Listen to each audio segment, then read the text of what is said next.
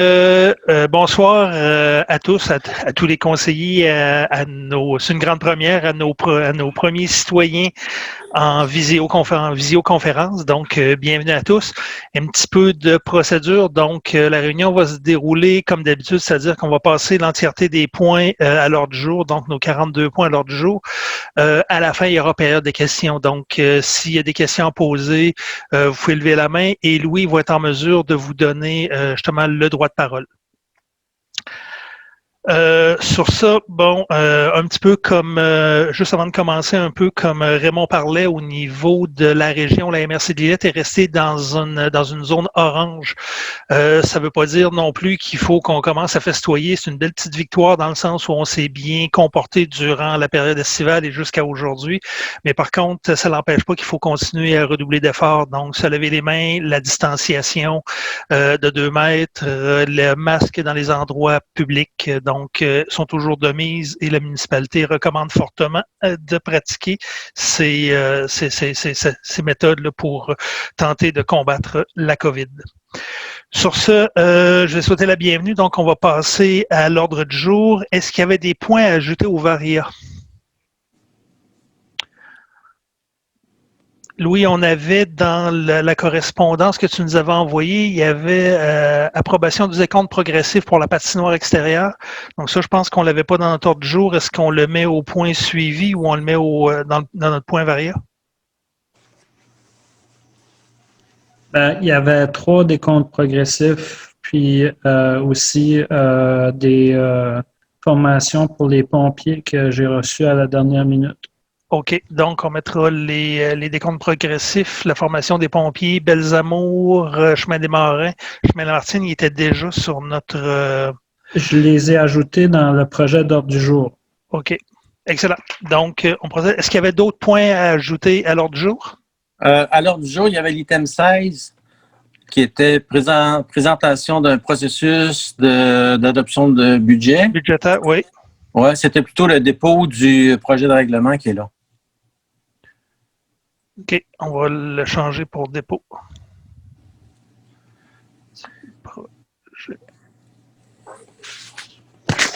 Parfait. Est-ce qu'il y avait autre modification à apporter à l'ordre du jour? Si l'ordre du jour est conforme, je vais prendre un proposeur en secondaire.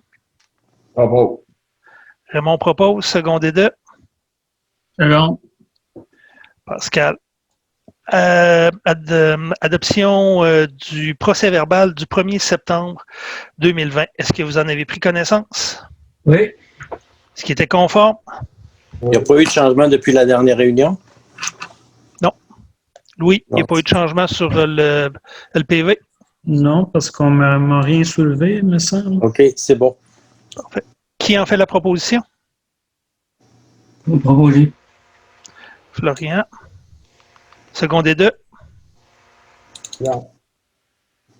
Raymond? Oui.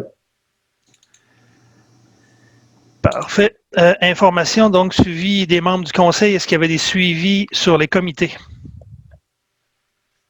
Non.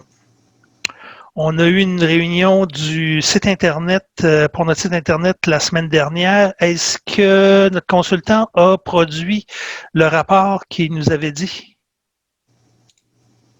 Oui, il nous a envoyé les modifications qu'on lui a demandées. Puis, c'est un point à la réunion là, pour demain, la réunion de travail pour demain, pour céduler une présentation par rapport à la révision du site web. Parfait. Donc, reporter le point de suivi au niveau du site Internet, va être reporté demain. Est-ce qu'il y avait d'autres suivis au niveau des membres de comité? Le comité des travaux publics, on était censé se rencontrer aujourd'hui, mais ça n'a pas donné pour grand monde, finalement. Fait que ça a été remis à demain. Est-ce que c'est toujours remis à demain, Louis? Demain, on va se fixer une réunion pour ça. OK, on va se fixer une date. Oui, c'est ça. Et j'ai plusieurs dates à fixer. Dans ce cas-là, le plus tôt sera le mieux. Parfait. Parfait. Excellent. Point 5, suivi de la direction générale. Est-ce qu'il y avait des points de suivi de la part de la direction générale? Pas particulièrement là, dans le cadre de la séance publique. OK. Dans notre correspondance, dans notre ordre du jour, on avait des points de correspondance. Est-ce qu'il y avait des personnes qui avaient des questions particulières sur les points? Pas vraiment. On a eu dans correspondance supplémentaire, information qu'on a eue vendredi dernier, c'est au niveau de la ministre Marie-Ève Proulx. Elle nous a convoqué vendredi dernier, 13h30, pour une annonce au niveau des montants compensatoires pour la COVID qui sont remis aux municipalités, considérant qu'on a dû adapter certaines choses. On a dû acheter des équipements pour être capable de se conformer, là, des pancartes, des produits là, pour les mains, au niveau du terrain de jeu, augmenter le nombre de moniteurs, diminuer le nombre de jeunes et tout ça.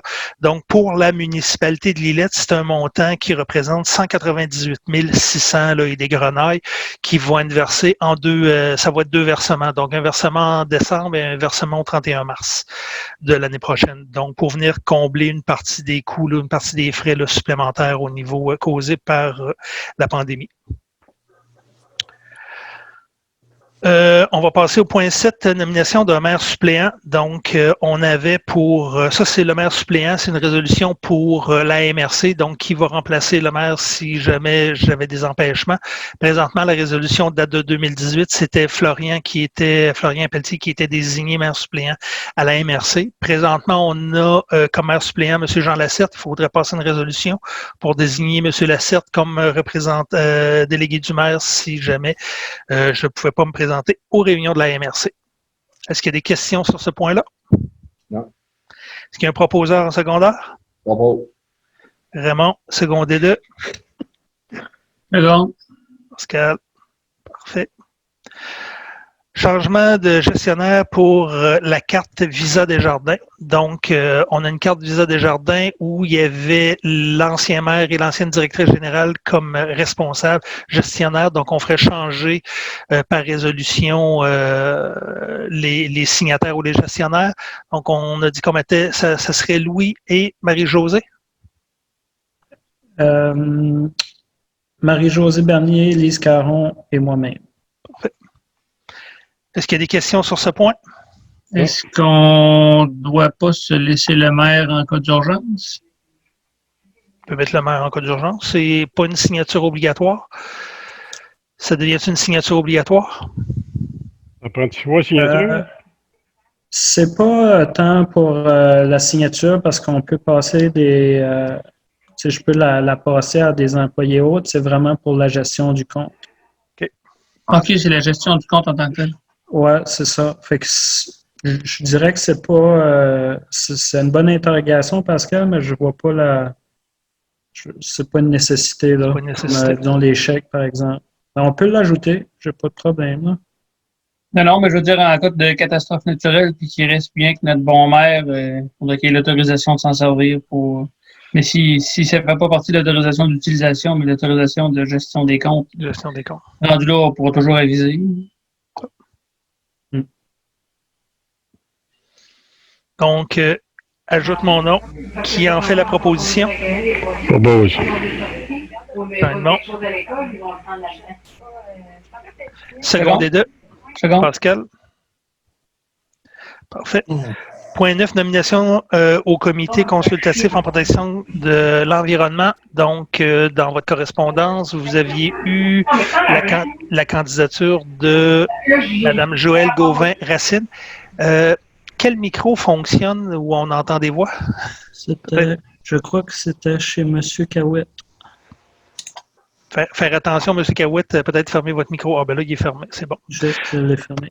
Parfait, excellent. Donc, au niveau de notre comité consultatif en protection de l'environnement, on avait une candidature, Mme Joëlle Gauvin-Racine, qui avait signifié son intérêt à participer au comité. Lors d'une réunion de travail, on signifiait que la candidature était bonne. Donc, est-ce qu'il y avait des commentaires sur ce point-là?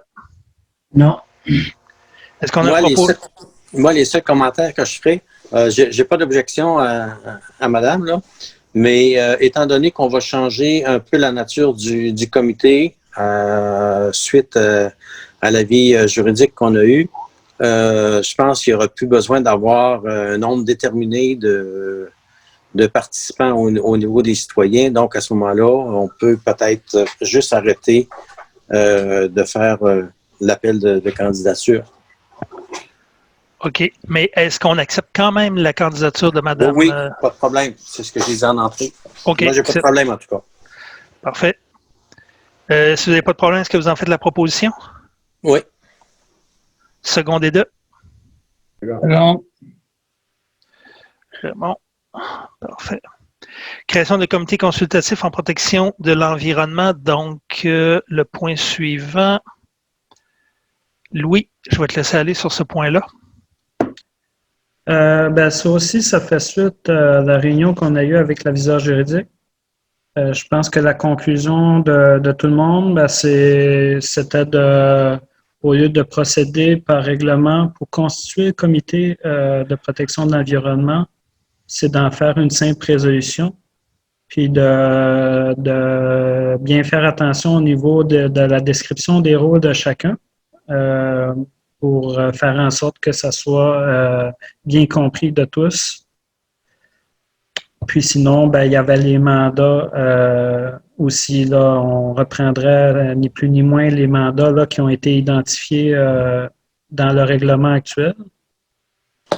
Au niveau de la constitution du comité, il y aurait 2 membres. Si on fait là le parallèle, il y aurait 2 membres, puis qui est M. Jean Lacerte puis M. Pascal Bernier. M. Lacerte est le président du comité. Puis les autres personnes, c'est à titre de bénévoles qui vont être présents au comité, ce qui est vraiment une distinction. Les membres en bonne et due forme, là, c'est dans le code municipal. Ça doit être des élus. Sinon, à l'intérieur de ça, on a eu déjà une première réunion, puis le comité tranquillement pas vite, je crois qu'il va se donner une structure là, de fonctionnement. Je ne sais pas si ça résume, là, M. Lacerte, M. Bernier, là, je crois que c'est... En gros, ça fait le tour. Oui, en gros, c'est ça. Moi, j'avais compris en réunion de travail que M. Pelletier me demandait d'écrire la résolution. Je pensais la faire pour ce soir, mais je ne l'ai pas fait. Par contre, j'ai fait l'avis de dépôt pour le projet de règlement pour abroger l'ancien règlement sur la Constitution. Mais de toute façon, comme l'ancien règlement va être abrogé seulement le mois prochain, on a encore le mois pour écrire la résolution parce que ça va remplacer là, automatiquement. Un va donner suite à l'autre. Donc, on ne ferait rien au niveau de la création du comité, mais par contre, on passerait un avis de motion pour l'adoption ultérieure d'un règlement sur le comité consultatif en protection de l'environnement. Oui, je vous ai envoyé les documents par courriel là-dessus. Un avis de motion, puis un projet de règlement. Oui. Donc, l'avis de motion était donné... L'avis de motion a été donné le mois passé. Non, l'avis de motion, vous l'avez ce soir, c'est vrai. Oui, c'est ça. L'avis de motion qui abroge le projet du comité. Un petit peu, je vais l'ouvrir. Règlement abrogeant le règlement sur le comité consultatif en protection de l'environnement, numéro 233-2020, avis de motion. Jean Lacerte, conseiller au poste 6, donne avis que lors de la prochaine séance ordinaire prévue pour le 2 novembre 2020, un règlement abrogeant le règlement sur le comité consultatif en protection de l'environnement 233-2020 seront présentés pour adoption. Un projet de règlement est déposé lors de la présente séance. Une dispense de lecture du dit règlement est également enregistrée. Est-ce que j'en comprends qu'au point 10, vous sursoyez sur la création du comité pour la faire le mois prochain? Ou... En fait, comme le règlement ne sera pas abrogé avant le mois prochain, le comité court encore le règlement court jusqu'au mois prochain. Donc, à ce moment-là, ce n'est pas une nécessité. Même si on avait une résolution aujourd'hui, une résolution, ce n'est pas suffisant pour remplacer un règlement. Donc, il faut d'abord que le projet de règlement soit adopté, ensuite que le règlement abrogeant soit adopté, puis ensuite on fait la résolution. C'est ça. Donc aujourd'hui, vous donnez l'avis de motion pour ce point-là, puis on se revoit sur ce dossier-là en novembre. C'est ça. Voilà. Puis la proposition, tout de suite après qu'on aura abrogé le règlement, on passera à la résolution qui, elle, sera présentée pour la période de la réunion de travail. Ouais. Donc, est-ce que c'est beau, Louis? Oui. Parfait. Peut-être juste une petite interruption, Louis. Est-ce que tu peux m'envoyer par texto le numéro puis le mot de passe pour la réunion? Là, je réussis à rentrer dans Zoom, mais pas avec le lien que tu m'as envoyé par contre. Fait que si tu peux m'envoyer par texto le numéro de réunion puis le mot de passe, à ce moment-là, je pourrais probablement passer à mon portable puis ça serait mieux. Merci. Désolé pour l'interruption. Il n'y a pas de mot de passe, Jean. OK. Donc, le point 12, présentation du projet de règlement sur le comité consultatif en protection de l'environnement. Donc, M. Lessard, voulez-vous en faire une présentation ou vous faites seulement qu'un dépôt du règlement? Du projet de règlement? En fait, c'est attendu qu'on a... Dans les grandes lignes, c'est attendu qu'on avait un règlement pour former ce comité-là. Si on voit, il y a toutes les hypothèses. Puis attendu qu'on a eu une réunion avec les aviseurs qui nous ont dit que c'était pas conforme parce que seulement les élus pouvaient être membres d'un comité. Alors, on décide que le règlement formant le comité va être abrogé, mais que le comité va survivre grâce à une résolution qu'on va passer tout de suite après la... Donc, c'est un petit peu ce qu'on avait décrit auparavant, là. C'est exactement la même chose. Parfait. Est-ce qu'il y en a qui ont des questions sur ce point-là? Non. Non. Donc, on va passer au point 13, avis de motion pour l'adoption ultérieure d'un règlement sur les animaux. Donc, on est en train de revoir notre règlement sur les chiens, les chats et tout ça, les animaux. Donc, c'est un règlement qui est travaillé en collaboration avec la MRC. Le document nous a été présenté la semaine dernière lors de notre réunion de travail. On aurait un avis de motion à donner aujourd'hui pour une adoption ultérieure du nouveau règlement. Dans les grandes lignes, c'est ça, Louis? Là, je fais 3 affaires en même temps.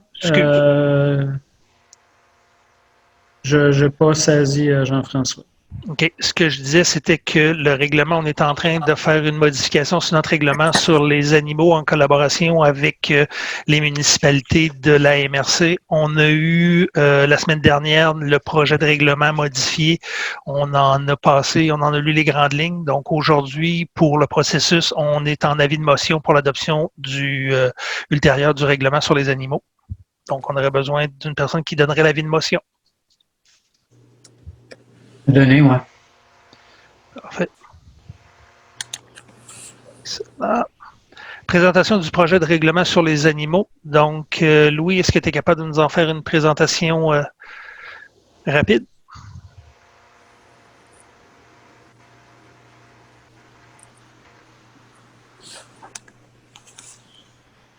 Pas long. Oui.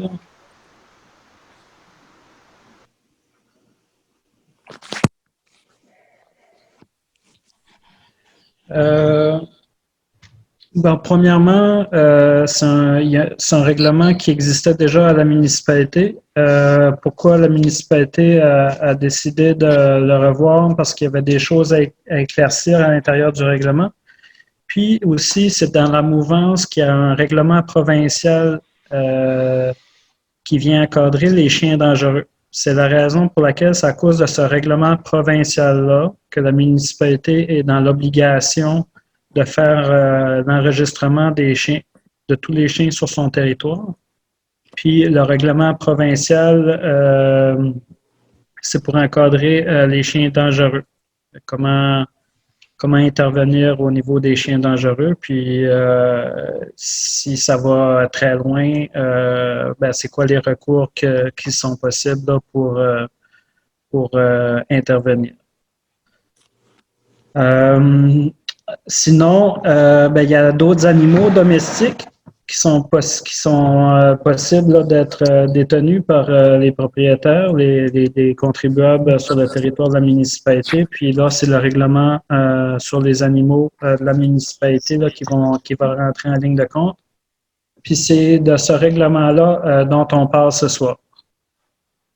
Au niveau du bien-être des animaux, le gardien doit fournir à l'animal sous sa garde la nourriture, l'eau, l'abri, les soins nécessaires en plus de tenir en bon état sanitaire l'endroit où elle est gardée. C'est pas possible d'agir de façon cruelle envers un animal, de le maltraiter, de le molester, de le harceler, le provoquer. C'est pas possible de tenir des combats d'animaux sur le territoire. Ensuite de ça, là, il y avait en tout cas, je vais y aller selon l'orientation du conseil. Le nombre maximal d'animaux domestiques qui était possible, on parlait de 2 chiens et de 3 chats pour chaque propriétaire. Fait que c'est le maximum. Maximum de 2 chiens, maximum de 4 chats. Pas du droit. Puis, s'il y a plus d'animaux gardés par un gardien, ben, ça constitue une nuisance, puis c'est prohibé. Sinon, ben, cet article-là ne s'applique pas là, pour une clinique vétérinaire, un refuge, un commerce de vente, d'élevage, de garde ou de toilettage d'animaux, bien sûr. Puis, ça ne s'applique pas aussi pour les zones où les usages agricoles sont autorisés. Puis, ça ne s'applique pas aussi pour les chiots et les chatons de moins de 6 mois. Évidemment, quand il y a une portée, ben, là, on est en droit de garder pendant 6 mois là, plus de chats ou de chiens chez soi avant de s'en départir. Il y a toutes des dispositions encadrant la garde d'un animal domestique sur une propriété privée. Il faut qu'il soit dans un bâtiment où il ne peut sortir, sur la surveillance directe et immédiate de son gardien, dans un enclos ou sur un terrain clôturé, être en laisse. C'est l'une de ces options-là, en fait, faire en sorte que l'animal soit gardé à l'intérieur du terrain privé. Dans les endroits publics, tout chien ou chat doit être sous le contrôle de son gardien au moyen d'une laisse. Dans le cas d'un chien, la laisse doit être d'une longueur maximale de 1,85 m et les chiens de 20 kg et plus devront porter un licou ou un harnais en tout temps.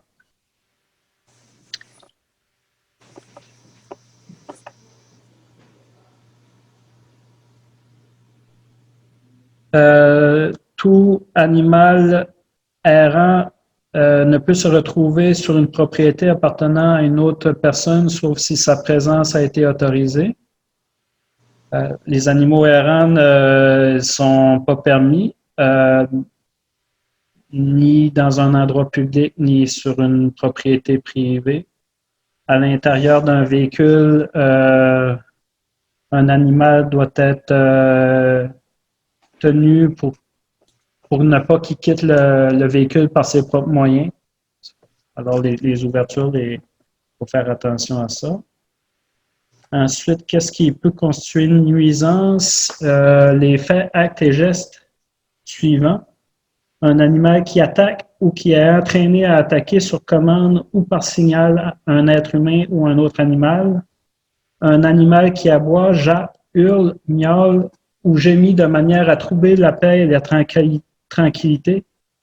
L'omission pour le gardien d'enlever ou de nettoyer immédiatement par tous les moyens à propriété d'une propriété publique ou privée les matières fécales de son animal. Ici, il était recommandé par la MRC de ne pas identifier aucune race d'animal domestique à prohiber. Ensuite de ça, il y a l'obligation d'avoir une licence pour un chien. Ça Ça vient avec le règlement provincial. La municipalité a aussi une orientation. Là, ça fait plusieurs mois là, qu'on enregistre les chiens. Le coût qui avait été déterminé, c'est 20 $ pour la médaille, pour l'enregistrement.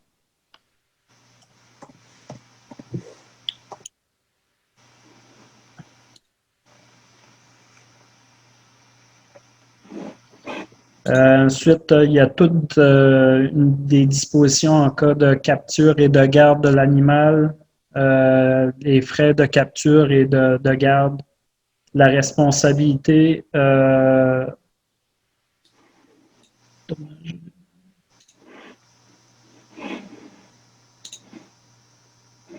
cas de garde, la municipalité ni aucune des personnes intervenantes ne sont tenues responsables des dommages ou blessures causés à un animal à la suite de sa capture ou de sa garde.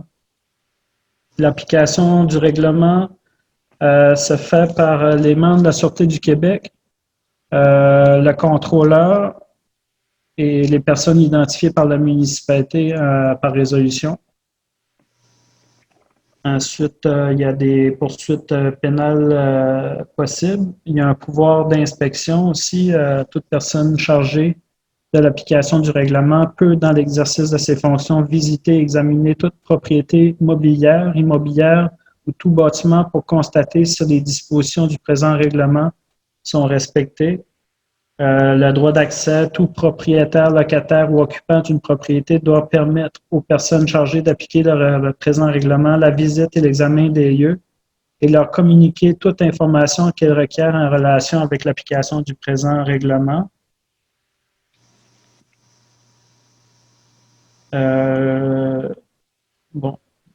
Toute personne, incluant le gardien de l'animal qui contrevient aux dispositions du présent règlement, commet une infraction et est passible en outre des frais d'une amende de 250 $. Puis s'il y a des infractions continues, chaque infraction constitue jour par jour une infraction distincte et l'amende est dictée pour cette infraction peut être imposée à chaque fois. Là. Puis la cour municipale compétente, c'est la cour qui est à la MRC de Lillet. C'est le résumé là, du règlement. Est-ce qu'il y a des questions préalables au règlement? Deux petites questions là-dessus. On dit que tous les employés se rapportant au DG, mais qui sont mandatés, sont susceptibles d'appliquer le dossier. Ça fait beaucoup. Mais on dit qu'ils sont mandatés. C'est mandaté par le conseil, ça? Il faudrait les nommer par résolution pour que ce soit plus clair. Okay. Effectivement, au point 15, c'est la désignation des officiers chargés de l'application du règlement sur les animaux. Donc, dans notre règlement, à la 4e page, on parle du contrôleur. Donc, dans la définition à l'article 4, un officier municipal désigné, la ou les personnes physiques ou morales, sociétés ou organismes avec lesquels le conseil de la municipalité a, par résolution, conclu une entente les autorisant à appliquer le présent règlement. Donc là, je pense que présentement, on n'a pas d'entité physique ou morale avec qui on se sera entendu. Par contre, on devrait désigner des officiers là, à l'intérieur même de la municipalité pour être capable de faire appliquer ce règlement-là. OK. Puis l'autre petite question que j'avais, c'est qu'est-ce qui arrive aux animaux qui arrivent avec des visiteurs? Un animal perdu par un touriste? Non. Quelqu'un, je suppose que ma fille vient chez nous avec son chien pendant 2 semaines. Elle va avoir une licence de Laval, mais elle n'aura pas de licence de Lillet. À ce moment-là, s'il arrive de quoi, on peut contacter Laval pour aller chercher l'information. Donc, elle n'a pas besoin d'avoir une licence supplémentaire pour Lillet, parce que c'était pas clair dans le règlement. Moi, je le ferai pas. Là. Non, c'est ça. Ça s'applique aux citoyens de Lillet. C'est un règlement de la municipalité de Lillet. Donc, votre fille qui a un chien qui reste à Laval, qui est enregistré à Laval, on a déjà les informations pour être capable de la retracer. OK. Ils sont déjà disponibles. Autre question? Donc, s'il n'y a pas d'autres questions, on passera au point 15, la désignation des officiers chargés de l'application du règlement sur les animaux. Donc, est-ce qu'on avait notre inspecteur ou notre inspectrice municipale, est-ce que c'était la personne désignée pour faire respecter le règlement? Moi, je vous en recommanderais deux postes, Oui. deux niveaux. L'inspectrice municipale, oui. Mais actuellement aussi, la saisie et la garde s'effectuent par les employés de la voirie. Je conserverais cette façon-là, puis l'inspectrice municipale peut prêter main forte, mais pour la saisie et la garde comme telle, ce serait vraiment le rôle des employés en voirie, là, comme il a toujours été ici. OK. Donc, on désignerait son responsable ou l'entièreté des employés? Pour la saisie et la garde, je vous recommanderais les employés de voirie. Puis eux peuvent signaler à l'inspectrice pour les constats d'infraction. Au niveau des infractions, je garderais ce bout-là, disons l'ensemble des dispositions applicables aux mains de l'inspectrice municipale. Puis pour ce qui est alentour de la saisie et de la garde, vraiment les employés de voirie. En fait, si on récapitule, pour les infractions de notre inspectrice municipale, pour la saisie, la garde, l'entièreté de nos employés des travaux publics. Est-ce qu'il y a des commentaires? Est-ce qu'il y a des objections à désigner ces officiers-là ou ces personnes-là comme contrôleurs? S'il n'y a pas d'objection, je vais prendre un proposeur et un secondaire. Propose. Pascal, secondé 2. Regarde. Raymond. Excellent. Présentation, point 15 qui a été modifié, dépôt du projet de règlement sur la procédure d'adoption budgétaire. Donc, M. Lesser, je vais vous laisser présenter le projet de règlement. Oh, un petit instant, parce que là... Non. OK. OK, en fait, le règlement... la première chose que j'ai fait dans le règlement, c'est que je l'ai aligné sur des dates qui sont plus précises, dans le sens où c'était un petit peu variable dépendant de la date où tombait la résolution pour l'adoption. Donc, si on met la date pour l'adoption au mois de décembre, au 21 décembre, ou autour du 21 décembre, ça nous permet d'adopter les documents ou de recevoir les documents pour la session de novembre. Donc, ça facilite les choses. Puis, ça facilite aussi le fait que si on dépose ces documents-là à la session de novembre, on pourrait se baser sur les 9 premiers mois toujours. On aurait une approche qui serait fixe et les projections pour les 3 derniers mois. Donc, à ce moment-là, ça serait fixe. Puis à ce moment-là, on fonctionnerait toujours de la même façon. D'un autre côté, ce que ça fait aussi dans le règlement, j'ai repris les directives du code là-dessus. Donc, en fin de compte, la façon de procéder habituellement, c'est que il y a 2 états financiers, 2 états comparatifs, une qui compare les 9 premiers mois dans notre cas de cette année aux 9 premiers mois de l'année passée, et ensuite qui compare les 3 derniers mois, donc octobre, novembre, décembre au niveau des prévisions, entre ce qu'on a au budget puis ce qu'on prévoit réellement réaliser. Fait que ça, c'est une chose. L'autre chose que ça prévoit aussi, c'est que le directeur général peut aider le conseil à élaborer le budget. Et là-dessus, il peut se faire aider par les employés, ses gestionnaires, ses employés. Ça, moi, j'ai pas de problème avec ça. Je pense que toutes les idées sont bonnes, fait qu'il faut les considérer. Puis, on pourrait même considérer aussi les propositions qui pourraient venir des citoyens, de la même façon. Mais par contre, moi, ce que j'aimerais voir plutôt, c'est que plutôt que des gens travaillent dans leur coin à élaborer des choses, qu'ils nous fassent des fiches de projet sur lesquelles on aurait une description description du projet, description de ce que ça prend pour le projet, description des impacts, des risques, ces choses-là, puis une description aussi soit des coûts qui vont affecter le budget de fonctionnement ou encore les coûts qui vont affecter le budget d'immobilisation. Donc, à ce moment-là, si on a des documents là-dessus, ben soit qu'on adopte les projets comme une bonne idée pour cette année, ça nous permet de se pencher là-dessus puis de revenir là-dessus en projet. Je trouve que c'est beaucoup mieux que d'avoir simplement une présentation où est-ce qu'il n'y a pas réellement de compte-rendu puis pour lesquels on n'est pas capable de faire de suivi. Donc, ça, à ce moment-là, moi, je pense que ça serait une amélioration. Ça permettrait aussi d'automatiser un peu les prédictions au niveau du budget de fonctionnement, parce que si on a des formulaires ou un feuillet de description en Excel, par exemple, où est-ce qu'on a les effets sur le budget de fonctionnement, ben c'est facile à ce moment-là de tout cumuler ça et de voir l'effet des projets sur l'année prochaine.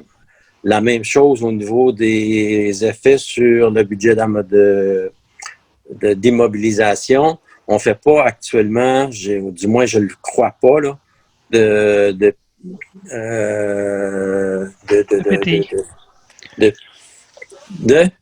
PTI. Programme triennal d'immobilisation.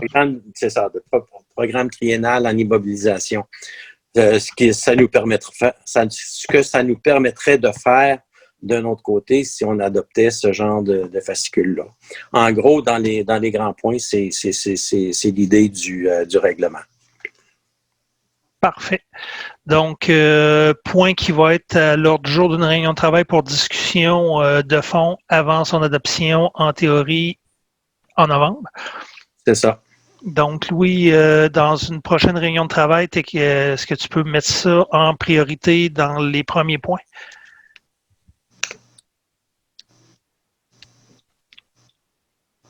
Oui? Oui. Tu m'as entendu? OK, c'est bon. Excellent. Donc, point 17, demande du PIA. Donc, je vais laisser aller Pascal sur ce point-là, t'assister aux réunions, donc nous donner les grandes lignes des points. On va les adopter au fur et à mesure. Donc, demande du PIA sur le lot 3 373 919, chemin des Pionniers Ouest. Oui, Louis, je ne sais pas si tu veux présenter des fiches, là. Vu qu'on a un public, on va lui présenter des projets. Dans le fond, ça c'est, si je ne me trompe pas, c'est la nouvelle maison. La nouvelle construction au coin de la rue Thériault. C'est ça. Donc, ce projet. Je les ai pas en ligne, j'ai juste zoom là, sur ce poste-là. Attends un petit peu.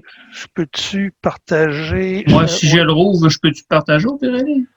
Il faut que je te fasse host, mais oui. OK, fait qu'au Pirelli, ben même moi host, puis je vais passer au travers en descendant. Oui, parce que nous, on l'a pas. Ben, il est en lien, non? Oui. C'est beau, Pascal. Donc, share screen, j'imagine. Oui.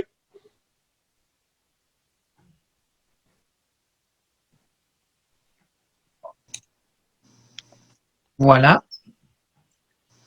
Bougez pas, je vais juste vous cacher quelque part. OK. Donc, c'est ça. Est-ce qu'on a une photo du lot? OK. Donc, on voit bien l'emplacement. C'est sur le 132 à Lillet, en face des anciens nobles-agents. C'est ça, cette bâtisse-là, dans le fond, elle a une architecture qui est quand même très intéressante. Elle a un style moderne qui pourrait être très, très joli dans bien des quartiers de Lillet, mais le CCU a jugé que cette maison-là, sur la 132 à Lillet, en termes de style architectural, ne fitait pas très bien avec les maisons des alentours. Ce qu'on voit présentement, c'est le genre de maisons qui est autour d'elle. Les genres de maisons qui sont un petit peu dans le village, aussi en bas à l'îlet, c'est des maisons de style plus classique, alors que ça, c'est un style beaucoup plus moderne.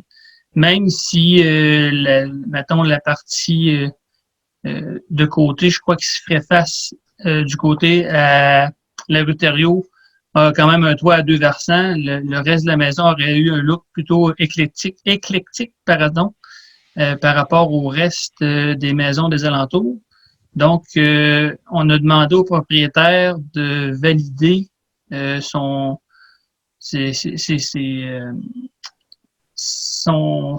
plan architectural, puis de valider en même temps, normalement, Alexandre aurait dû lui transmettre aussi les normes pas de construction, mais du PIA en lien avec le mariage d'une maison à son entourage.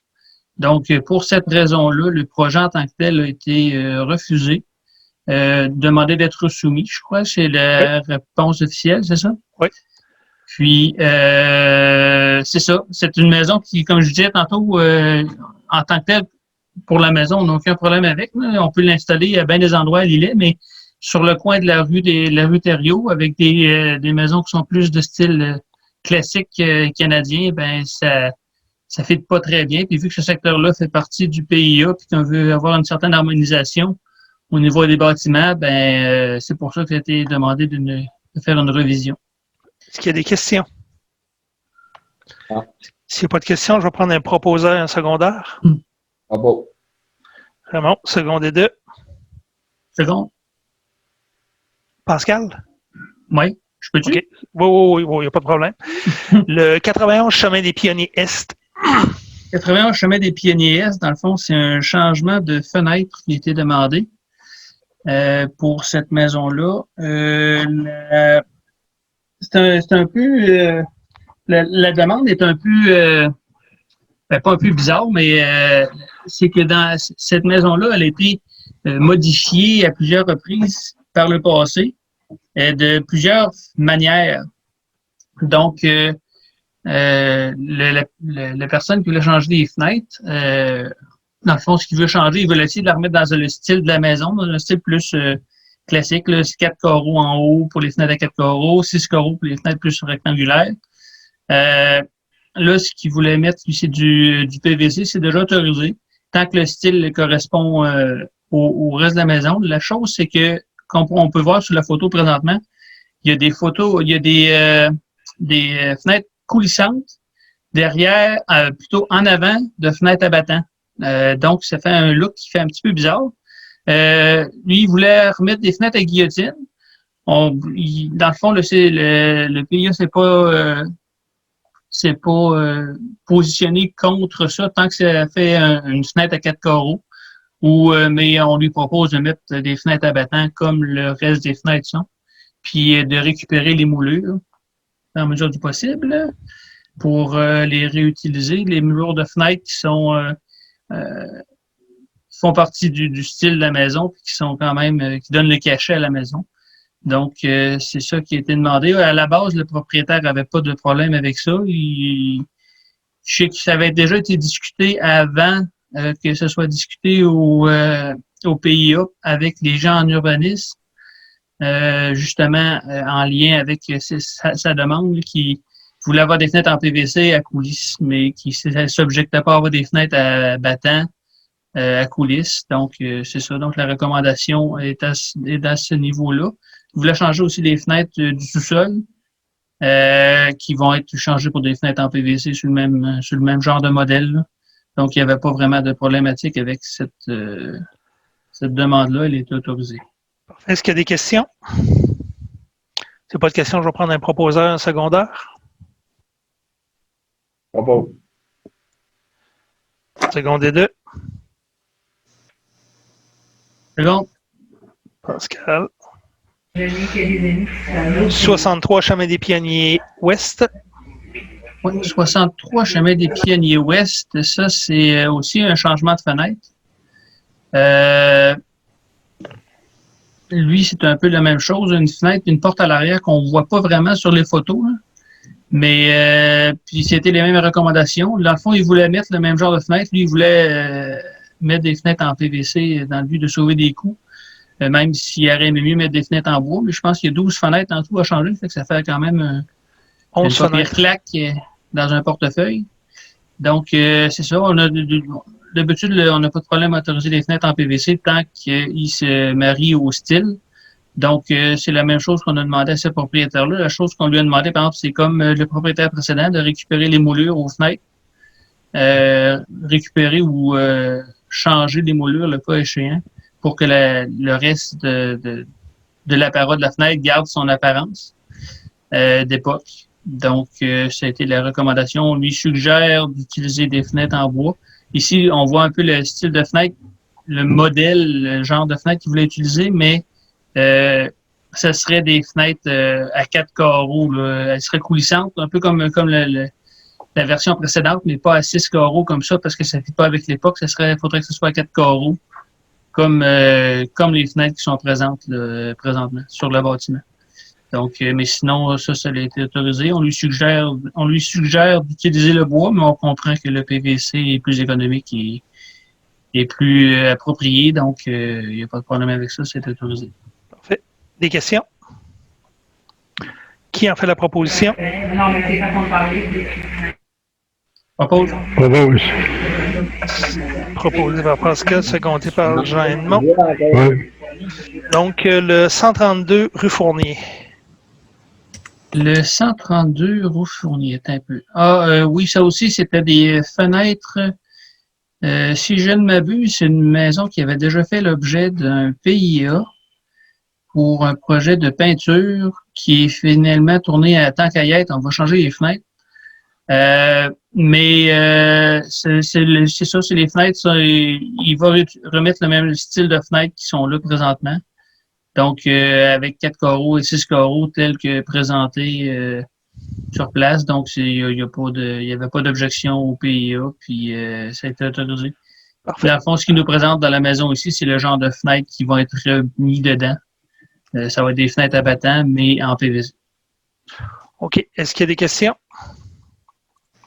S'il n'y a pas de questions, je vais prendre un proposeur en secondaire. Proposé. Florian. Secondé 2. Regarde. Raymond. Au 265, chemin de la Grève. 264, excusez, chemin de la Grève. 264, chemin de la Grève, c'est un projet qui est un petit peu spécial dans son ensemble. Dans le fond, c'est le secteur, dans le fond, c'est du chemin de la Grève. C'est un secteur qui est techniquement zoné agricole. Son voisin, du moins, est zoné agricole. Les marges de recul par rapport à ça, c'est de 6 mètres, si je ne m'abuse. C'était une dérogation mineure qui demandait le monsieur. C'est ça. Dérogation de 3 mètres au lieu de 6 mètres qui est normalement demandée. Il y avait l'autorisation de son voisin de se construire à 3 mètres. Il y avait une entente avec son voisin pour se construire à 3 mètres. Mais l'autorisation avec son voisin, dans le fond, est bonne jusqu'à temps que le voisin parte. Là. Fait que, étant donné que sur son terrain, le monsieur n'était pas vraiment bloqué dans la construction de son bâtiment. Il pouvait le déplacer puis avoir gardé des marges de recul quand même. Les gens du PIA ne voulaient pas créer de précédent là-dessus, donc ils lui ont demandé de faire une reproposition, de replacer son bâtiment avec les marges de recul nécessaires pour se conformer au règlement. Donc, dans le fond, la demande en tant que telle est refusée. Refusé, effectivement. Donc, est-ce qu'il y a des questions sur ce point-là? Je vais prendre un proposeur en secondaire. Raymond, secondé 2. Seconde. Jean Edmond, parfait. 230 boulevard Nélus-Leclerc. 230 boulevard Nélus-Leclerc. Oui, ça c'est chez Humano ou Bertec, je me souviens plus en tout cas, le médical là, à Lillet. C'est Humano, hein, c'est ça? Dans le fond, cette demande-là, c'est une dérogation mineure, c'est que la municipalité de Lillet par rapport au règlement liant les tolérances au cours d'eau, a rajouté dans ses clauses un 3 mètres supplémentaire par rapport aux 3 mètres qui est demandé par le ministère de l'Environnement et la MRC. Donc, ce qui fait que cette construction-là, du côté de la municipalité d'Île ne serait pas autorisée. Humano, dans son usine, pour augmenter et améliorer sa chaîne de production, sans être obligé de refaire son plancher d'usine et son modèle de production au complet, aurait besoin d'agrandir son bâtiment du côté du cours d'eau au sud de l'usine existante. Cours d'eau qui est majoritairement canalisé, comme on peut voir sur le projet ici, mais il y en a un petit bout qui n'a pas été canalisé. Puis la partie, dans le fond, où la canalisation commence, c'est la partie qui se trouve être problématique. On la voit ici, c'est la petite partie bleue. Là. Donc, cette section-là fait partie d'une demande au ministère de l'Environnement. La partie de l'îlet qui engloberait, mettons, un petit peu plus large, ce secteur-là, c'est la dérogation mineure qu'ils veulent nous demander. Dans le but, d'un, de ne pas nuire à notre économie locale, de deux, le fait aussi que cette section-là où ils veulent agrandir l'usine présentement, c'est un stationnement. Donc, la protection de la bande riveraine et la protection contre l'apport de sédiments, vu l'état actuel anyway, du terrain, est inexistant. Donc, pour ces domaines, ces deux points-là, aussi c'est ça, comme je disais, dans le but de lui donner une chance de peut-être avoir un dossier qui passe au niveau de l'environnement. Ça a été recommandé de lui autoriser sa dérogation mineure par rapport à ce projet-là. Puis, après ça, ça va lui permettre de présenter son projet à l'environnement pour la petite partie que je vous montrais tantôt, là, ce secteur-là qui est en bleu, pour lequel il doit avoir une autorisation du ministère pour être capable d'agrandir son bâtiment comme ils veulent le faire. Donc, la demande de dérogation mineure pour la surlargeur municipale a été recommandée. Lui, il se trouverait à venir canaliser le côté sud de son stationnement. Il canalise pas pour le moment. Canaliser, c'est un big no-no avec le ministère de l'Environnement. Oui, effectivement. C'est quelque chose qu'ils n'aiment pas du tout entendre, même si la majorité de ce cours d'eau-là est canalisé. Donc, il ne canalisera pas. Il demanderait une dérogation à l'environnement pour venir empiéter là, dans la zone de la bande protectrice qui est présentement asphaltée. OK. Parfait. Pour être capable d'agrandir son usine dans ce secteur-là sans... Dans le fond, il emprunte pas plus dans la zone de protection de la rivière. Mais c'est ça. Parfait. Est-ce qu'il y a d'autres questions? Non. Qui en fait la proposition? Bravo. Raymond, secondé 2. C'est bon. Pascal, 322 chemin boulevard Nélus-Leclerc. 322 boulevard Nélus-Leclerc, pour vous le situer, c'est la maison qui fait le coin du boulevard Nélus-Leclerc et de la 12e rue. Cette maison-là, originalement, c'est la condition de cette maison-là, dans le fond, c'est qu'elle se retrouve avec deux façades. Elle a une façade sur Nélus-Leclerc, puis elle a une façade sur la 12e rue. 11e rue, en tout cas, la rue qui donne accès au nouveau quartier résidentiel. Là. Donc, étant donné qu'elle a deux façades, elle a les marges de recul associées aux façades et ça lui permet pas de faire l'agrandissement qu'elle voulait faire. Dans le fond, c'est des personnes d'un certain âge qui restent là. Ils voudraient avoir une maison, ils veulent plus monter au deuxième pour se coucher, dans le fond. Donc, ils voudraient agrandir la maison par le côté ici, pour être capable de se faire un agrandissement, mettre une chambre à coucher là, puis tout vivre, dans le fond, sur le même palier, puis avoir besoin de monter au deuxième. Étant donné qu'il y a deux façades, ben, ils peuvent pas le faire à cause que les marges de recul viennent trop empiéter. Si la marge de recul aurait été telle qu'elle était dans le temps, avant que la municipalité construise la rue, ils auraient pu faire leur agrandissement. Donc, pour ces raisons-là, le comité a jugé que la dérogation était acceptable, puis qu'on allait autoriser avec la marge de recul, lui l'autoriser comme si c'était un côté de maison et non une façade. Donc, le projet est autorisé. Est-ce qu'il y a des questions? Non. Qui en fait la proposition? Oppose. Jean Edmond, secondé 2. J'appuie. Jean Lessette, parfait.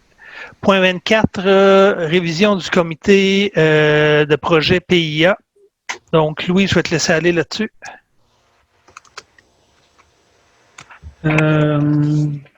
C'est pour rectifier les membres du comité. Dans le fond, il y a M. Jean-Edmond Cahouette qui est membre du comité. Il y a M. Pascal Bernier. Puis, il y a M. Mathieu Fournier qui cède la place de la présidence à M. Pascal Fournier qui avait démontré l'intérêt de la prendre. Parfait. Pas le dernier. Bernier, ouais. Est-ce que ça prend une résolution pour accepter les modifications? S'il vous plaît, oui. Oui. Donc, s'il n'y a pas de questions, je vais prendre un proposeur en secondaire. Qui en fait la... Pardon? Je propose. Raymond. Secondé 2. Seconde. Jean Lessette. Jean Lessette. Parfait. Nomination au comité consultatif en urbanisme. Louis. Encore une fois, M. Mathieu Fournier se retire du comité, puis M. Pascal Bernier a démontré un intérêt de s'impliquer dans le comité consultatif en urbanisme. Parfait. Donc, pour nommer Pascal, qui en fait la proposition? Oppose. Jean Edmond, secondé 2. Regarde. Raymond. Point 26, demande d'autorisation pour l'exploitation d'une carrière sablière. Donc, c'est une demande de Michel Gamache et frères pour exploiter une carrière dans la route la route à la Feuille, Cendré-la-Feuille. Exactement. Sur ce point, je déclare mes intérêts et je me retire de toute discussion et de prise de position. Parfait. Donc, propose secondé. Est-ce que vous avez pris connaissance des documents? Oui. Est-ce qu'il y a des objections? Non. Non. Qui en fait la proposition? Oppose. Jean Edmond, secondé 2. Regarde. Raymond. Merci. On va passer au point 27, traitement du poste de préposé serveur au bar salle communautaire à Saint-Eugène. Donc, notre employé nous a envoyé un courriel le 21 septembre dernier nous demandant de réviser son taux horaire pour l'emploi qu'elle occupe là, au bar de la salle à Saint-Eugène. Donc, on en a discuté en réunion de travail. Je crois qu'on avait accepté de la passer au maximum de son échelle salariale. Il y a des questions sur ce point-là? Non. Est-ce qu'il y a un proposeur, un secondaire? Oppose. Jean-Edmond propose, secondé 2.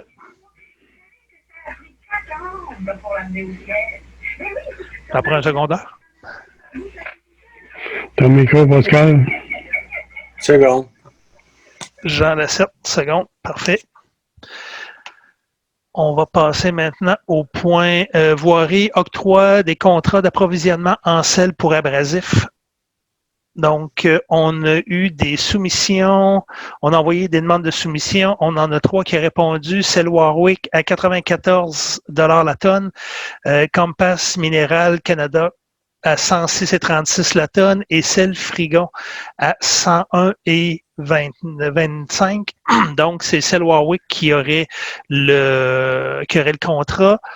Pour votre information, l'an dernier, c'est celle Warwick qui l'avait eu aussi, mais il était à 104 $ la tonne. Donc, cette année, on a une économie de 10 $ la tonne au niveau du sel. Est-ce qu'il y aurait des questions, des commentaires? Non. S'il n'y en a pas, je vais prendre un proposeur en secondaire. Propose. Regarde. Florent Jean-Edmond, seconde. On va passer au point d'octroi de contrat d'approvisionnement en sable pour abrasifs. Donc, encore là, on a demandé des soumissions. Un seul a soumissionné AML incorporé à 10,89 la tonne métrique. L'an dernier, on était à 10,99 la tonne métrique. Donc, le contrat s'est octroyé à AML Caron. Est-ce qu'il y a des questions, Des commentaires? Non. Je vais prendre un proposeur en secondaire. Propose. Jean-Edmond, secondé 2. Non. Florian, parfait. Octroi de contrat de service pour le déneigement des citernes. Donc, comme à toutes les années, on demande des soumissions à différents entrepreneurs pour dégager nos citernes. Pour l'Îlette-sur-Mer, au chemin des Pionniers Est, près du 441, au chemin des Pionniers Est, près du 557, chemin des Pionniers Ouest, en face du 216, chemin des Pionniers Ouest, en face de la route Giasson, et chemin des Belles Amours, près du 369. C'est Multiservice qui les a eus. En ordre, 450 pour les deux premiers, 400 pour les seconds, les troisième et quatrième, et pour le chemin des Belles Amours à 350. On avait deux soumissionnaires pour le chemin des Belles Amours. Il y avait Simon Couillard qui avait soumissionné à 370. Donc, c'est Multiservice qui l'a eu. Pour ce qui est de chemin Marin à l'ouest du 316, c'est Ferme Marica à 400 $ qui l'a eu. À Saint-Eugène, chemin des Normands, Alexandre Gamache à 320 qui l'a eu. Il y avait Multiservice qui avait aussi soumissionné à 400 $.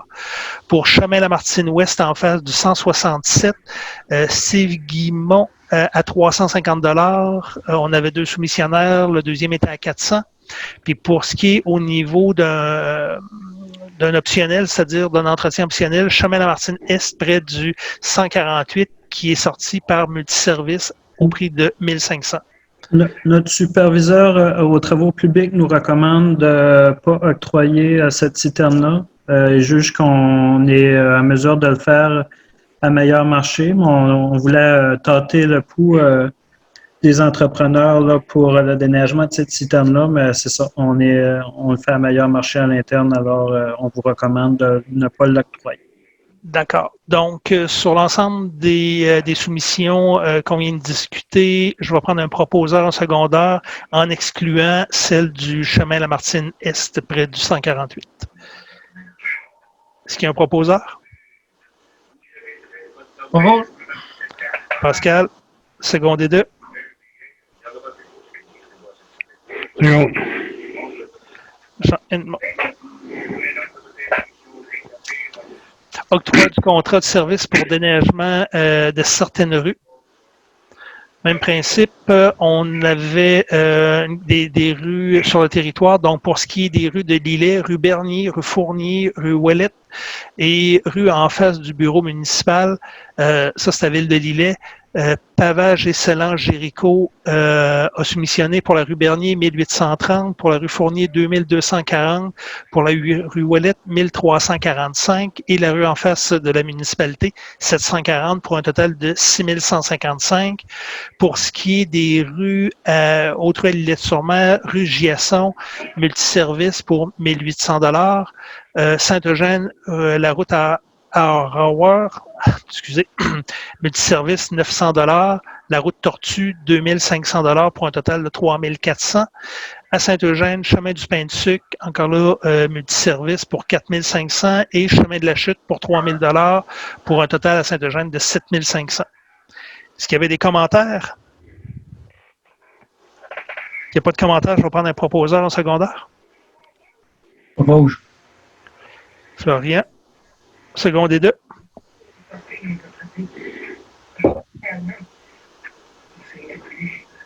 Qui seconde les soumissions de déneigement des rues? Second. Pascal Bernier. Traitement du poste de souffleur opérateur saisonnier. Donc, on a eu une demande d'ajustement pour les taux horaires pour notre opérateur. Donc, Louis, je vais te laisser aller sur ce point-là. Ben, tel qui a été proposé, dans le fond, il faut faire la distinction entre notre chauffeur opérateur saisonnier puis nos postes permanents de journalier chauffeur opérateur. Alors, quand c'est ça au niveau du déneigement qu'on emploie des saisonniers là, sur les charrues, ben, ils ne font que de la charrue. Alors, il y a eu des négociations entre le service des travaux publics, encadré par moi-même. Puis on est arrivé avec une possible entente, puis c'est ce qui a été recommandé au conseil municipal là, comme déposé. Alors, si vous êtes à l'aise avec le taux là, qui a été indiqué, c'est ce qu'on accepterait en résolution. Est-ce qu'il y a un proposeur? Propose. Raymond, secondé deux. Seconde. Jean Edmond. Excellent. Acquisition d'une fourgonnette pour le service eau potable et usée. Donc, je pense que c'était la teneur de la rencontre avant la réunion ce soir. Est-ce qu'il y a une décision à prendre aujourd'hui, Louis, sur ce point-là? Ben, oh, monsieur Rosset.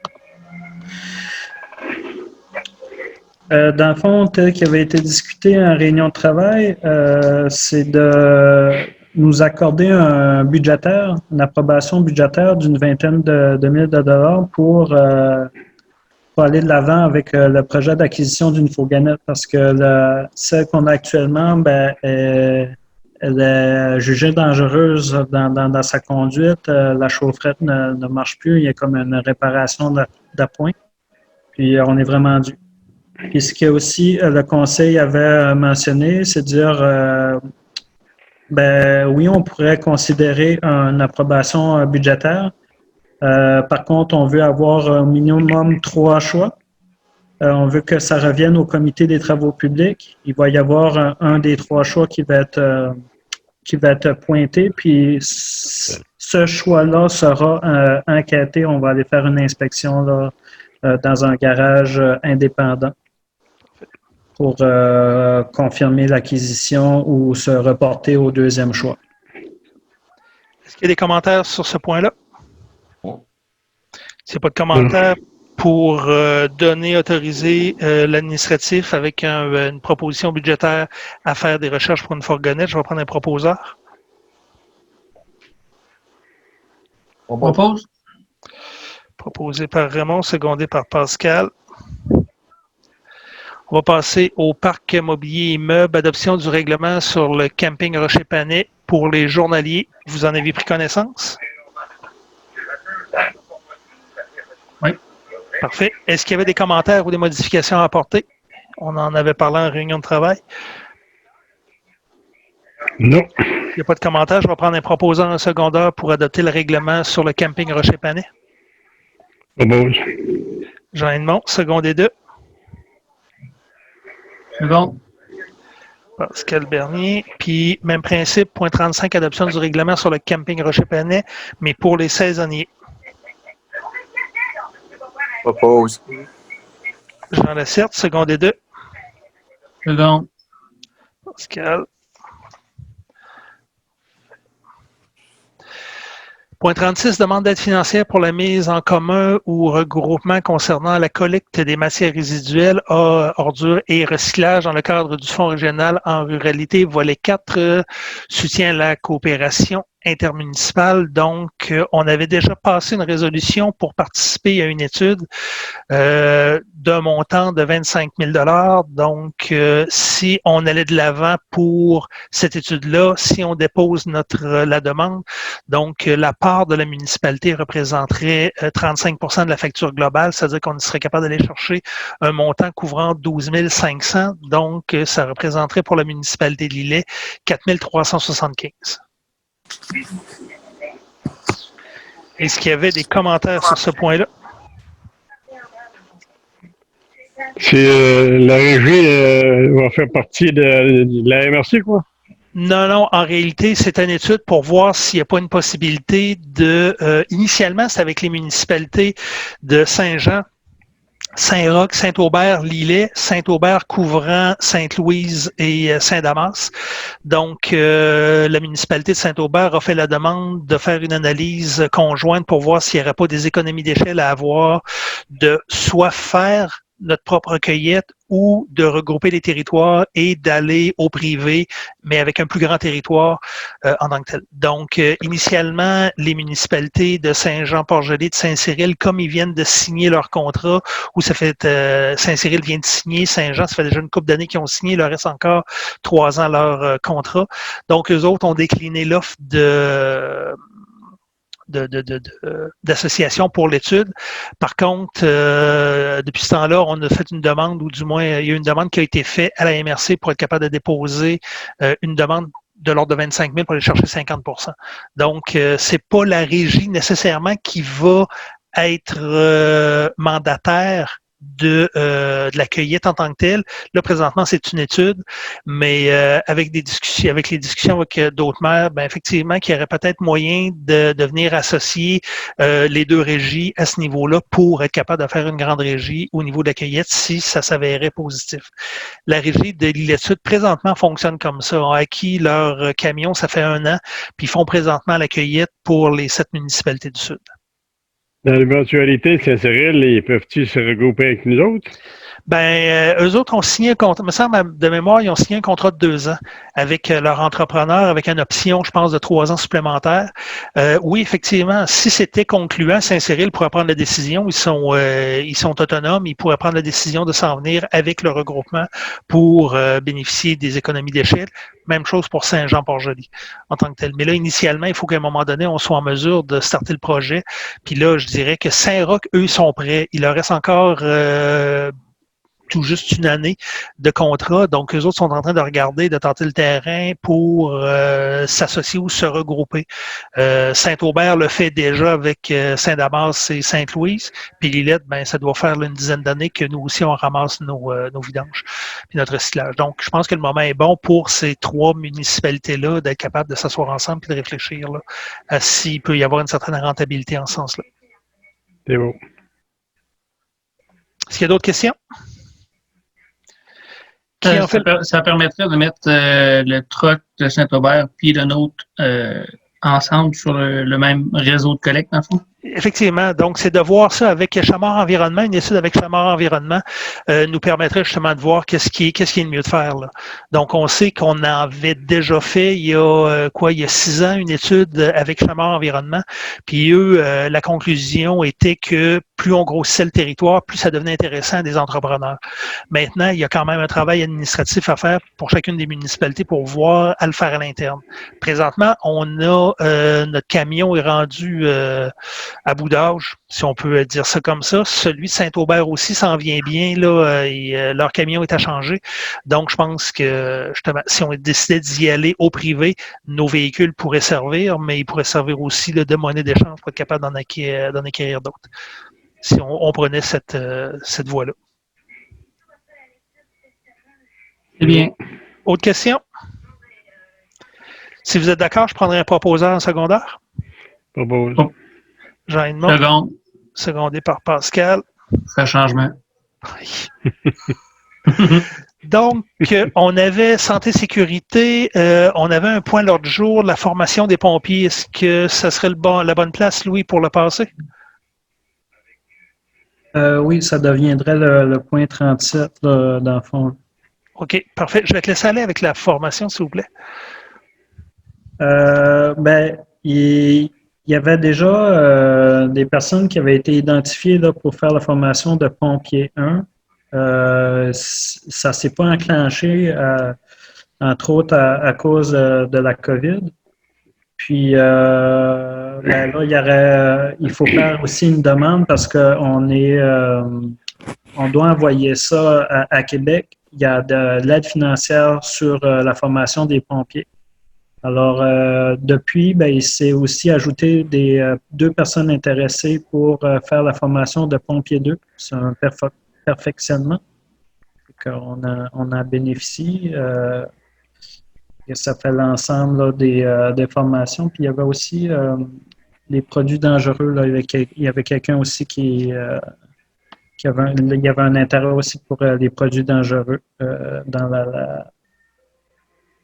dans la cédule de formation. Dans ces deux formations. Donc, c'est la résolution aujourd'hui, la proposition, c'est d'adopter le budget pour envoyer les pompiers à la formation pompier 1, pompier 2, plus les produits dangereux. Quel C'est ça. montant? Ah, ben le budget, on a déjà de l'argent amplement pour la formation. En fait, le budget de formation global de la municipalité, jamais on va l'atteindre en 2020 parce que à cause de la situation de la COVID, ben, on n'a pas utilisé l'ensemble du budget. Puis au niveau des incendies, ben, il y avait déjà un budget là, qui était disponible là, pour, de mémoire, 2, voire peut-être 4 même pompiers 1. Puis là, comme c'est là dans la demande, On en envoie 2. c'est 2, hein, c'est ça? Oui.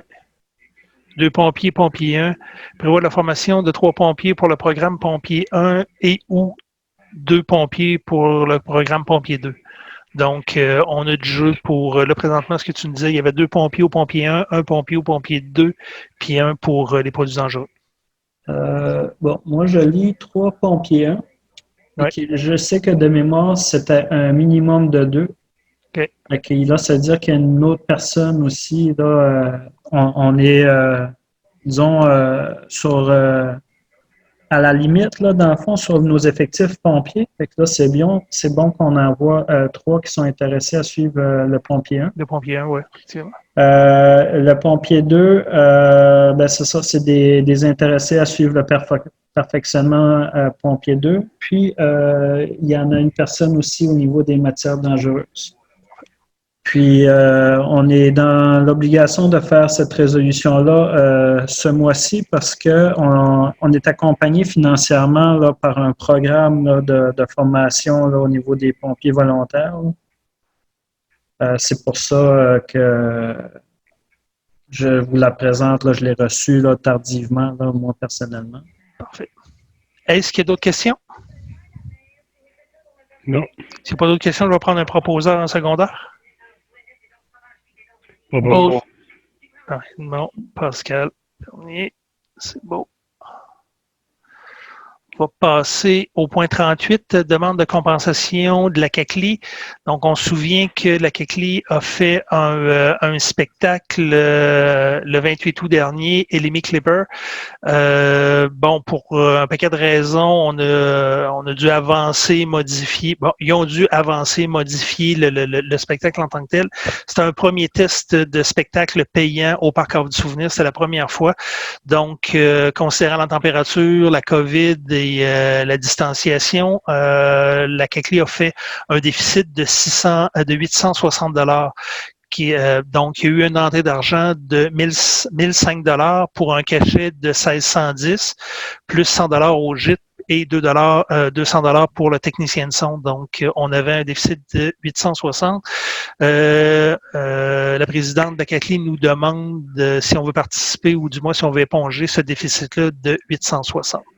Donc, en réunion de travail, on disait qu'on n'avait pas investi ou du moins on n'avait pas transféré les sommes pour Guitare en fête, l'événement du mois de juillet dernier.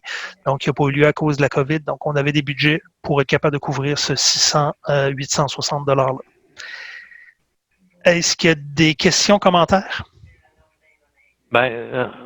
Moi, je proposerais qu'on le paye de toute façon. Puis d'un autre côté, je proposerais aussi qu'on les encourage à refaire un autre essai aussi.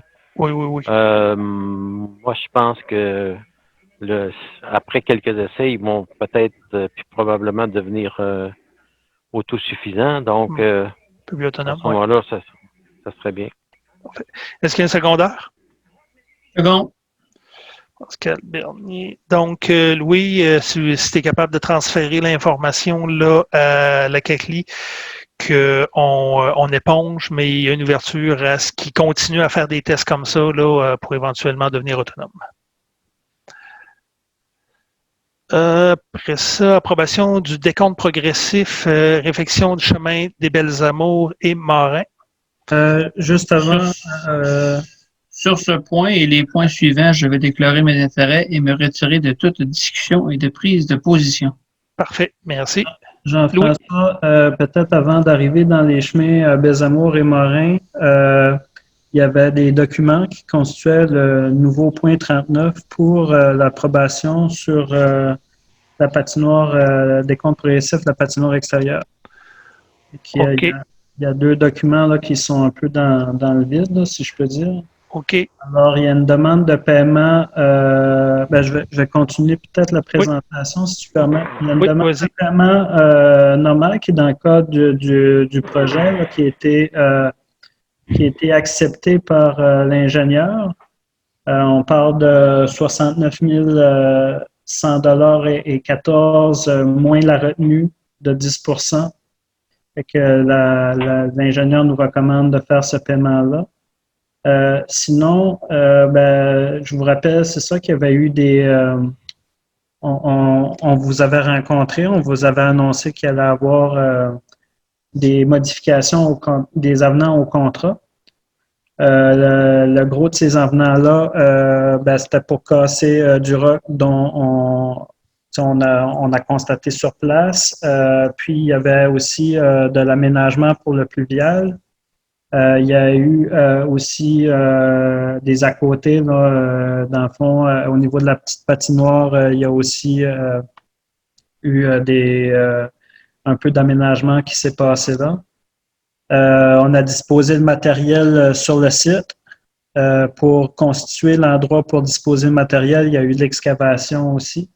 On a déplacé le cabanon pour les équipements là, de déneigement de la patinoire, près de la petite patinoire. Puis, c'est ça constitue l'ensemble des avenants, mais c'est pas, admettons, c'est pas une surprise tant que ça, parce on nous avait donné un ordre de grandeur là, pour la plupart des avenants que je vous ai mentionnés ici. Puis là, on parle d'un ensemble d'une facture de 34 205,11 moins la retenue de 10 %. Là-dedans aussi, j'avais surligné une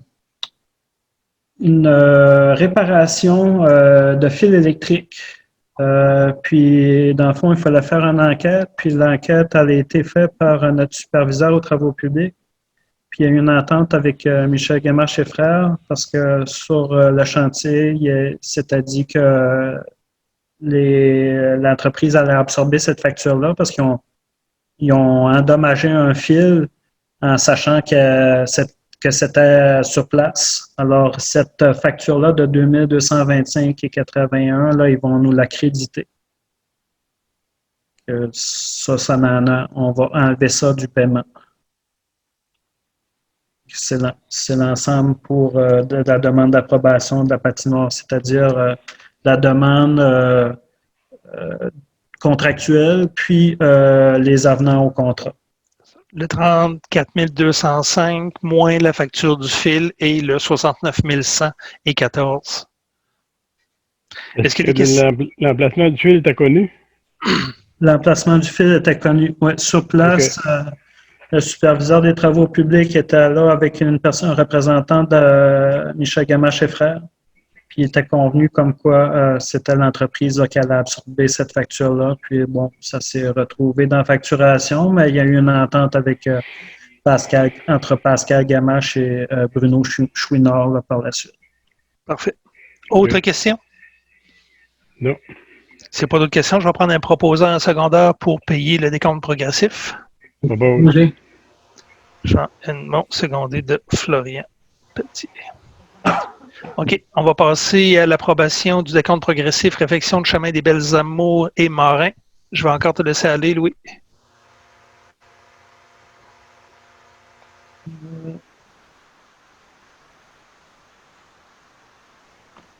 Ici, il n'y a pas de surprise comme il y en a une. Dans le fond, c'est toujours à l'intérieur, la demande de paiement à l'intérieur du contrat qu'on a décerné. On avait ajusté à la baisse le contrat, n'étant pas sûr des prix qui allaient être soumis. On avait révisé à la baisse les travaux qu'on avait projetés là, pour 2020, puis reporté des portions en 2021. Ça s'est avéré que sur le terrain, il restait du marquage. Alors, l'entreprise, avec la personne qui est venue identifier les lieux à paver, l'entreprise en a pavé sur un secteur là, de 300 mètres là, qui avait été oublié d'être enlevé. Puis je vous dirais, vu l'excellent prix qu'on a eu, puis qu'on devait faire ces projets-là de toute façon, soit cette année ou l'année prochaine, c'est pas plus mal là, que ça a été que l'erreur est survenue, là, je vous dirais. Puis ça rentre dans le budget là, qu'on s'est donné là, amplement. Là. On avait de la marge de manœuvre vu l'excellent prix qu'on a eu, là, le prix du bitume cette année, là, c'est incroyable. Je pense pas qu'on va revivre ça de sitôt. Alors, c'est un peu ce qui s'est passé là, dans le cadre de ce projet-là. C'est pour ça que, c'est ça, après vérification, c'était ça qui expliquait la différence, là, c'est 300 mètres là, qui avait été identifié puis qui ne devait pas se retrouver là, cette année. OK. Le montant du décompte progressif se trouve à être 45 620 à part les taxes. On a 3 factures, là, 352 576. Ça, c'est la deuxième. Puis la troisième est à 67 467. C'est plutôt l'ensemble des dépenses qu'on voit là. Fait qu'on parle d'un montant de 94 392 et 21. OK. Ça se trouve être le décompte qu'on a à faire aujourd'hui. Oui. Puis, si je ne me trompe pas, total.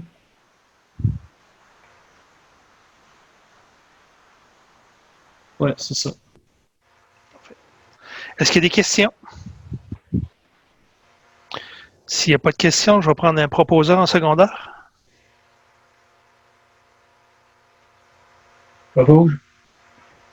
Florian, secondaire 2.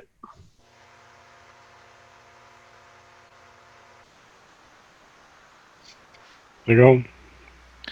Jean Edmond. Approbation du décompte progressif, réfection de chemin Lamartine Est et Ouest. Je me suis plutôt trompé, ouais. Je me suis mélangé entre les deux projets.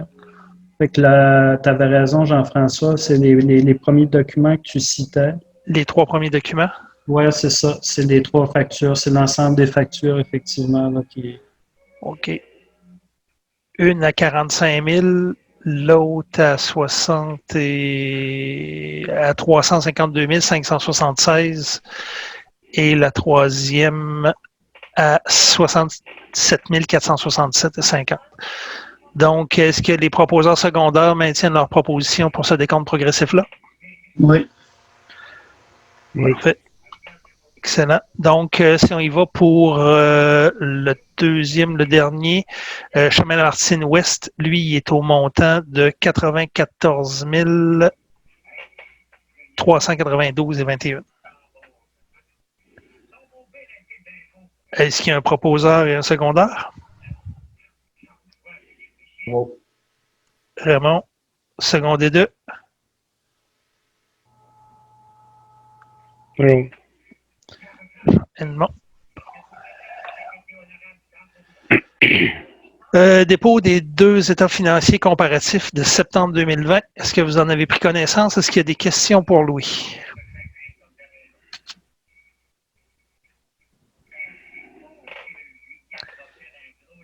S'il n'y a pas de questions, c'est seulement qu'un dépôt.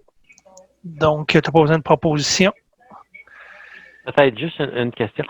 Ça, ce rapport-là, est-ce que ça serait possible de l'avoir en format Excel plutôt?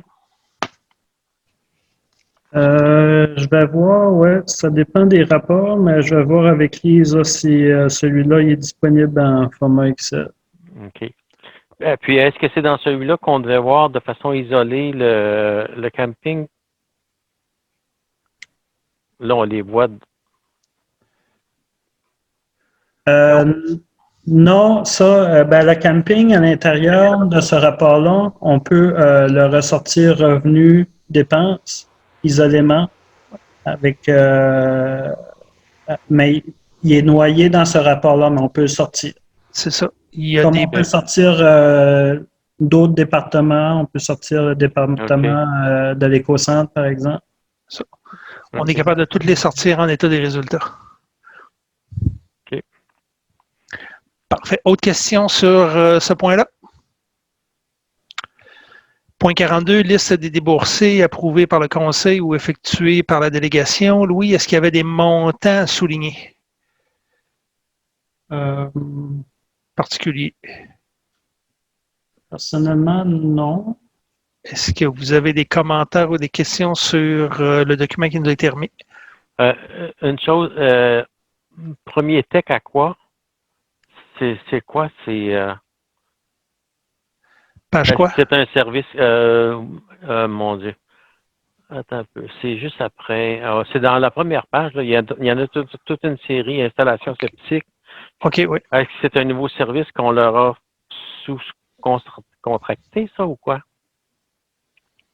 Ça, si je ne me trompe pas, si je ne m'abuse, puis là, je devrais faire des vérifications, mais je suis pratiquement certain.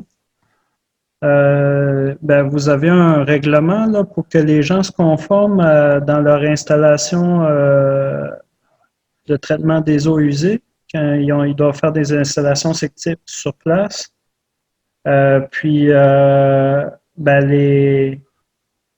C'est nous qui absorbons les dépenses, puis tu les refactures après? Oui. Il y a un emprunt, c'est ça, on les refacture sur les comptes de taxes. OK. Il y a une mécanique avec le règlement là, pour pouvoir financer ces installations-là. Puis ça permet aux gens de se mettre aux normes. C'est pas les lampes UV? Ça dépend. Il y en a que, oui, les lampes UV, c'est une partie, ça peut être une partie des installations sceptiques. Là. Okay. Parfois, ils en ont besoin, d'autres fois, non. Ça dépend des installations, des endroits. Je ne suis pas très familier avec toutes les technologies, puis quand on doit mettre des lampes UV ou non, là, mais ça peut en faire partie, effectivement. Parfait. Premier Tech, c'est surtout des systèmes. Des EcoFlow? C'est ça, EcoFlow. Ouais. C'est leur technologie, oui. C'est leur produit vedette, là. Ça s'appelle EcoFlow, ouais. Autre question? Développement organisationnel, ça, c'est un peu répétitif, mais c'est quoi comme projet? Ça, c'est le projet de ressources humaines. Il y avait 4 mandats. Pour l'instant, on a fait la révision des profils de poste des cadres intermédiaires. Ensuite, là, on est en train de finaliser les échelles salariales, la révision des échelles salariales. Par la suite, c'est de valider aussi d'avoir des conseils au niveau de la convention de travail qui est à revoir. Et que je suis sur le bord là, de valider les échelles salariales et profils de poste. Je veux amener ça au comité. Je voulais vous en parler d'ailleurs demain. Amener ça au comité des ressources humaines, voir s'il n'y a pas des choses à questionner. Puis ensuite, valider ça avec le conseil. Puis là, après cette étape-là, il y aurait convention de travail, puis aussi évaluation annuelle. Parce que dans l'objectif, là, dans la proposition qu'on veut faire au conseil municipal, c'est d'avoir une forme de rémunération qui est liée au rendement. Et que là, ça me prend une évaluation, une formule d'évaluation annuelle avec laquelle on est à l'aise d'opérer parce que quand on s'embarque à lier ça avec le traitement du poste, il faut que ça soit bien argumenté, bien appuyé. Ça doit se faire en bonne et due forme. Là. Autre commentaire? OK. Puis la réparation du camion, c'est quand même 6 000 $, là. C'est un accident, ça, ou c'est de l'usure? Réparation de? Ben, c'est pas le camion pour le camping, je pense, ou quelque chose comme ça que j'ai vu, là. Ouais, 6 000 pièces de réparation côté arrière camion Dodge 2008 chez Fix Auto Montmagny. 6 291 $. Du gros job de body. Oui, une bonne job de body. Pour la camionnette au camping, il y a eu, si c'est la camionnette, il y a eu un accrochage, puis ça a été déclaré à nos assurances. Les assurances ont couvert cette réparation-là. Moins déductible. Qu'on a fait réparer parce que c'est ça, un de nos employés a accroché, je ne sais plus exactement quoi, puis il a endommagé le body du véhicule, on l'a fait refaire, puis on a déclaré ça à nos assurances qui ont couvert le tout. OK. Et c'était un bon accrochage à ce prix-là, non? Ben, pas tant que ça. Je l'avais vu, là, c'est pas long que, je sais pas, il y a du débosselage, puis à ce moment-là, il faut refaire la peinture d'une bonne grandeur de pièce. C'est pas long que les montants grimpent. OK. Mais je connais rien, là. En débosselage. Un Il y a débosselage. des bosselages. Je pourrais sortir, si tu étais intéressé, Jean, je pourrais te sortir la facture pour le Non. C'est juste que je me disais 6 000 $ de réparation pour un 2008, c'est un camion qui a quand même 12 ans. Sa valeur ne doit pas être bien loin de ça, là. Et si l'assurance Si l'assurance a payé, c'est correct, là, mais. Il aurait pu le scraper. Ben, s'ils ont payé, c'est parce qu'il valait moins cher à réparer que ce qu'il valait. Ce qui valait à changer, effectivement. OK. Ça, c'est un pick-up, de toute façon? Oui.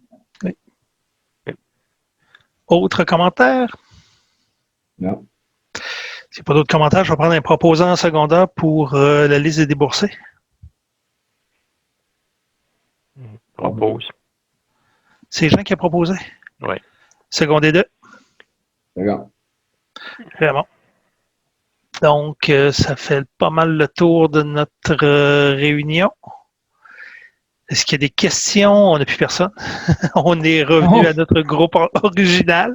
Il en reste un, mais je pensais l'avoir jusqu'à la fin, mais. Oui, non. c'est ça. Il est parti.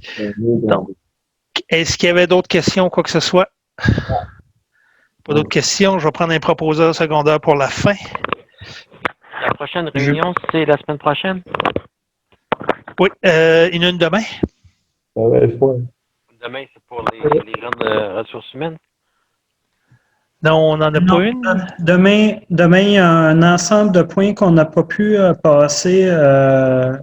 Il y a des suivis ou des demandes d'orientation au conseil. J'étais en train de faire l'ordre du jour. Là, il y a plusieurs documents que vous avez déjà en main. Il y en a d'autres que je vais ajouter là, puis je vais vous envoyer ça demain aussitôt que possible. Parfait. C'était déjà convoqué, ça? On en avait parlé À la réunion de travail de la semaine passée. Mardi dernier. Ah, OK. Oui, quand j'avais dit on fait une réunion mardi, tu étais parti à rire, Jean. Ah, messieurs, est-ce qu'on peut fermer la réunion, s'il vous plaît, avant de. Oui. Jaser de Là, choses? il y avait Florien qui avait proposé, puis ça me prenait un secondaire. Une seconde. Jean Edmond. Non, bon joie tout le monde. Hey, c'est moi qui seconde à soir, Jean-François. C'est toi qui seconde, Patrick, et pas Pascal.